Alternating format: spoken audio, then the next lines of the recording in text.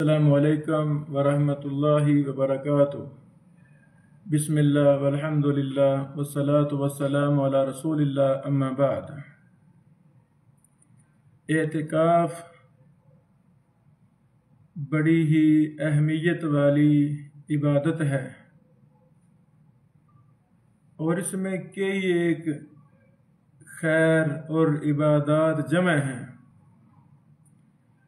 جتنا ہی اہم کام زیادہ ہوتا ہے اس کا ہمیں اہتمام بھی زیادہ کرنا چاہیے اور 100% سنت کے موافق کرنا چاہیے تاکہ اس اہم ترین عبادت کی خیر و برکات ہم حاصل کر سکیں۔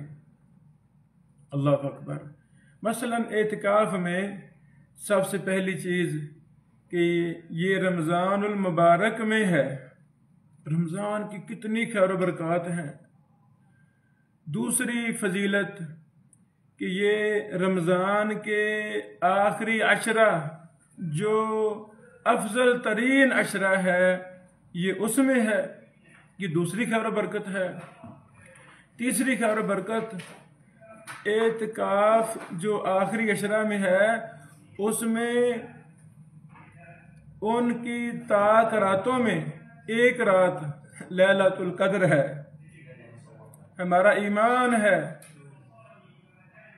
لیلۃ القدر خیر من الف شہر، لیلۃ القدر ایک رات وہ 1000 مہینے سے افضل ہے۔ اللہ اکبر، اللہ اکبر۔ اور یہ مبارک رات، خیر و برکت والی رات، پورے سال کی اہم ترین رات، یہ بھی اعتکاف والے عشرہ میں آتی ہے، یعنی یہ بھی فضیلت اور اہمیت اسی کو حاصل ہے، اعتکاف والے دنوں میں یہ رات آتی ہے۔ اللہ اکبر۔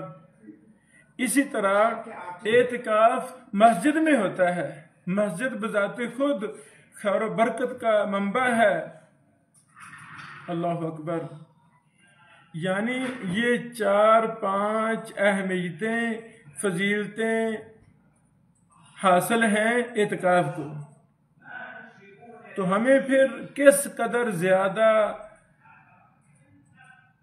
اعتکاف کی عبادت کو سر انجام دینا ہے، کتنی ہم اور غم لینا ہے کہ کہیں اعتکاف جیسی عبادت میں مجھ سے غفلت نہ ہو جائے، مجھ سے سستی نہ ہو جائے۔ اللہ اکبر۔ اللہ تعالی ہمیں اعتکاف کرنے کی توفیق دے اور پھر اعتکاف میں 100% تنہائی اختیار کرنے کی توفیق عطا فرمائے، عبادت کرنے کی توفیق عطا فرمائے۔ اللہ اکبر، اللہ اکبر۔ آج کی مجلس میں یہ نکات بیان کرنا چاہتا تھا کہ ہمیں کس قدر زیادہ احترام اور توجہ کے ساتھ، دل جمی کے ساتھ اعتکاف کو کرنا ہے۔ رمضان کا بھی رمضان ہے، رمضان کا احترام، مسجد ہے، مسجد کا احترام، آخری عشرہ ہے، آخری عشرے کا احترام، طاق راتوں میں سے لیلۃ القدر کی تلاش، تحری کرنا ہے، اس میں زیادہ ہم نے توجہ دینی ہے، اس کا احترام، مسجد کا احترام، یہ کتنی زیادہ چیزیں جمع ہو جاتی ہیں۔ تو اگر انسان اعتکاف بھی بیٹھے اور وہ مسجد کی خیر و برکات، لیلۃ القدر کی خیر و برکات، رمضان کی خیر و برکات، آخری عشرے کی خیر و برکات نہ سمیٹ سکے تو وہ بدقسمت انسان ہے۔ اللہ سے دعا ہے اللہ رب العالمین ہمیں یہ ساری چیزیں اپنے ذہن میں رکھ کر اعتکاف کرنے کی توفیق عطا فرمائے تاکہ ہم اعتکاف جیسی عظیم عبادت کی تمام خیر و برکات سمیٹ سکیں، اس میں 100% ہم تنہائی اختیار کریں، کوئی لینا دینا نہیں کسی سے،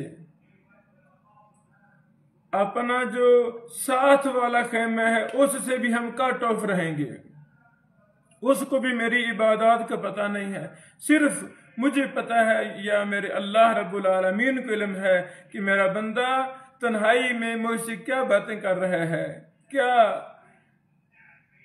کیا مجھ سے وہ رابطہ کر رہا ہے، ساتھ والے کو بھی نہیں پتا۔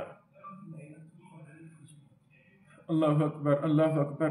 تاک راتوں میں مسجد کے اندر جلسہ ہو رہا ہے، مسجد کے اندر ہو سکے تو ہم انتظامیہ کو سمجھائیں بھائی جان یہ راتیں عبادت کی راتیں ہیں، ہمیں عبادت کرنے دیں۔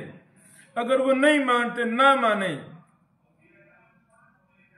تم اعتکاف میں بیٹھنے والے احباب سے میں گزارش کرتا ہوں آپ اپنے تنہائی کو ہی توجہ دیں، آپ اپنے خیمے کو ہی توجہ دیں۔